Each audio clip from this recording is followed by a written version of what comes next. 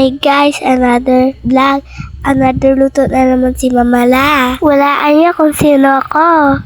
Namingwit nga pala sila mama ng fish dito sa Montalban Sea. So, sa dami nga nang namimingwit dun, guys, buti tinirhan pa kami ng 2 tilapia at 1 hito. So, plano nga pala namin dyan, guys, ay iihawin na lang para naman maiba din naman yung recipe ni Mama. Di yung puro gisa-gisa. So, ihaw-ihaw naman. Pero charis lang talaga yun, guys. Wala talagang dagat dito sa amin. Kanal ang marami. So, yung mga ganyan nga pala, guys, ay binibili ngayon dito sa Maynila. Hindi tulad nga pala sa probinsya na binibingwit lang yan sa mga fish pond.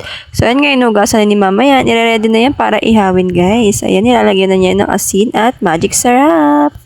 So, ayan nga, guys, makikiihaw nga lang kami dito sa kapitbahay namin kasi nag-ihaw lang din naman sila ng tilapia pang pulutan nila. So, makikiihaw na lang din kami para di na kami bibili ng uling. Syempre, mahal din ang uling dito, guys, no? Di katulad sa probinsya, madaming kahoy, anytime pwede kang mamaringa. So, ayan nga guys, nilagay na ni Mama dyan yung tilapia.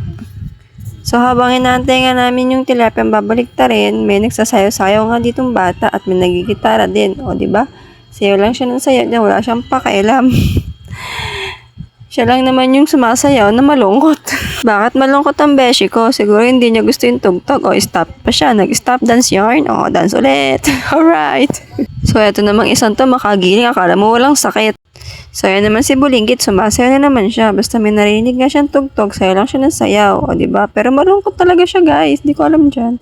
So, eto naman ang tita niya. Tinuturuan siya sumayaw na masaya. So, pupuntahan ko na nga ulit si Mama dyan, guys. Kasi nga, babalik ta rin na daw niya yung tilapia at hito. Para maluto naman nga ang kabilang side ng mga isda.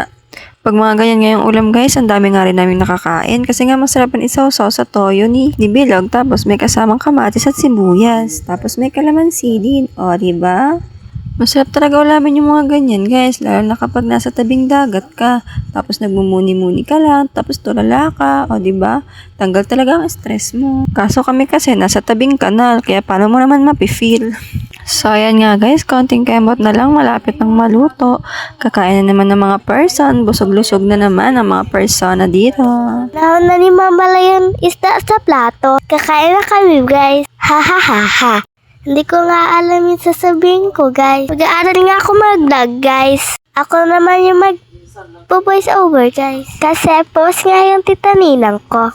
Masakit nga yung titaninang ko guys. Kasi pa siya ng matic water guys. Diba ang tigas ng ulo niya? Yung sa gagayahin guys ha.